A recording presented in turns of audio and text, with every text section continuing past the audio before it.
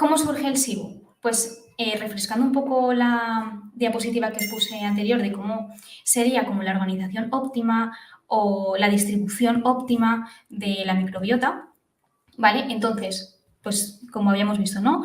Más diversidad en la boca, menos en el estómago, un poquito más en el delgado y muchísimo más en el grueso. Así es como tiene que ser. Sí, y bueno, hay mecanismos, ¿vale? Para mantener la salud que lo que hacen es pues, evitar pues, que esta organización se desorganice. Y bueno, entonces, empezando de abajo hacia arriba, por ejemplo, podría ser un fallo, ¿vale? En la válvula ileocecal. Esta válvula es esto que veis aquí. Yo os lo estoy señalando con el ratón, pero no estáis viendo ningún ratón, entonces, pues bueno. Lo que veis ahí es el intestino delgado, ¿vale? Y esa es la puertecita hacia el intestino grueso, ¿vale? Bueno, imagino que sí. Yo lo estoy señalando, pero... Pues entonces, si esa válvula falla, pues pasan todas las bacterias. Entonces, pues bueno. Otro fallo, por ejemplo, es el movimiento intestinal, ¿vale? Que es el complejo motor migratorio. Creo que lo estoy diciendo bien. Luego, si no, lo tengo apuntado en otras diapositivas. Y este es el movimiento intestinal, ¿vale? Al final, el intestino delgado pues es muy sinuoso, es muy largo y si este movimiento falla, pues puede estancarse y entonces pueden empezar a crecer bacterias ahí porque, bueno, pues hay poco movimiento. Esto lo diré después, pero, por ejemplo, puede fallar este movimiento, por ejemplo, por el nervio vago, ¿vale? Por situaciones de estrés, por hipotiroidismo, bueno, pues una serie de cosillas o combinación de muchas cosas. También puede ser por una alteración de la mucosa, ¿vale? La mucosa al final es donde viven las bacterias, tiene función inmune y, bueno, si hay una alteración, pues puede pues, desequilibrarse, ¿no? Y que las bacterias pues, vayan a sitios donde no deberían estar. Otro mecanismo para controlar pues el crecimiento de las bacterias es el ácido del estómago y las secreciones biliares. Si esto se ve alterado, pues es como si se abriese la barrera y pudiesen pues, acceder pues, más bacterias al intestino delgado. Bueno, también, como os estoy diciendo todo el rato, el tema del SIBO es muy complejo. Entonces, no solo surgen por estas cosas, sino que puede ser por muchas cosas o por la combinación de varias, ¿vale? Puede ser por parásitos, por disbiosis en el intestino grueso, por trastornos inmunitarios, por el estrés crónico, lo que os he dicho antes, de que la función, o sea, en periodos de estrés la función digestiva pues se pausa porque hay que priorizar pues otras cosas y entonces se secretan menos ácidos. Y también el tono vagal, el tono vagal se refiere al nervio vago, ¿vale? El nervio vago que es esa autopista que comunica el intestino y la microbiota con el cerebro. Si se comunica mal, digamos que es como una autopista, si esa autopista pues está en obras o deteriorada y no se puede comunicar bien, es cuando tenemos tono vagal bajo. Entonces, esto también controla pues, los movimientos del intestino, que os he comentado, que es el complejo motor migratorio. Entonces, si esto se ve afectado, se ralentiza, pues es lo que pasa. La edad es otro factor, ¿vale? De disbiosis. La toma de fármacos o antibióticos también es crucial esto. Y luego también, por ejemplo, el hipotiroidismo. Y bueno, y más, ¿eh? Puede ser la combinación de varias cosas. Otra cosa, como curioso, suele ser en menos casos, pero también es importante, es cuando una función del hígado, ¿vale? Se ve afectada. Y aquí esto es lo que produce el SIBO de sulfuro de hidrógeno.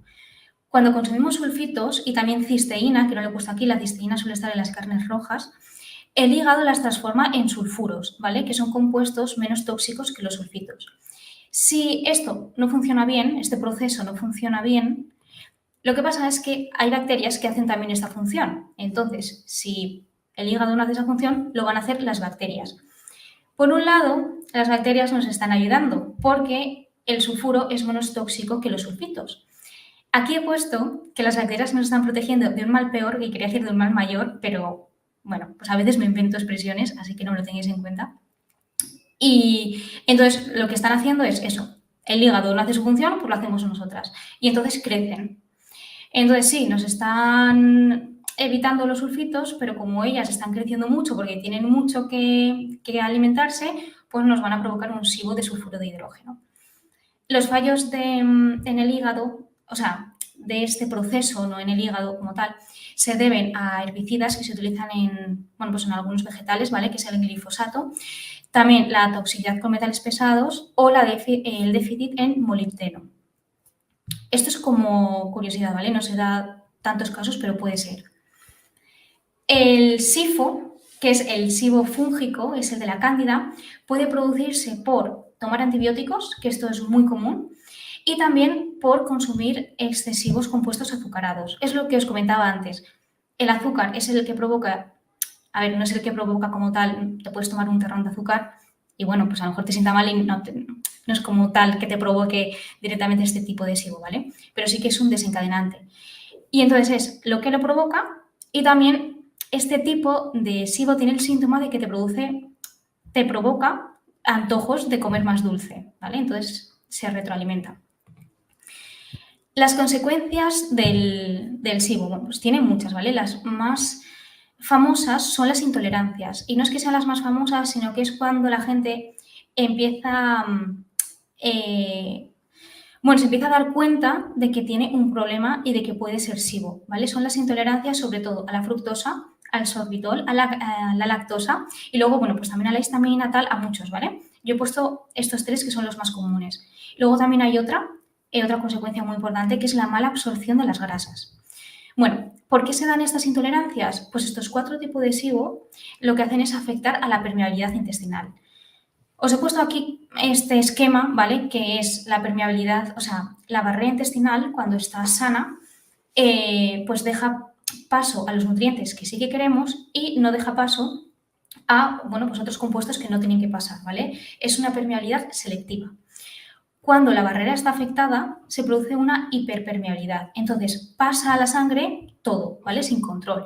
Entonces, el cuerpo reacciona, provoca pues, una reacción inmune, libera citoquinas inflamatorias y entonces a lo mejor pues, respondemos mal a alimentos que antes no respondíamos porque pues, la barrera estaba sana, ¿vale? Y esto es lo que pasa. La mala absorción de las grasas es porque las sales biliares se utilizan para digerir las grasas. Si crecen microorganismos que emplean también estas sales, ¿vale? Esta bilis, pues no la vamos a emplear nosotros. Entonces, pues no podremos digerir las grasas bien. Serían esto como las consecuencias más importantes, ¿vale? Tiene muchas, porque como ya os he dicho al principio, todas las funciones de la microbiota, cuando hay un desequilibrio, no hay un desequilibrio solo en una cosa, es como un efecto dominó.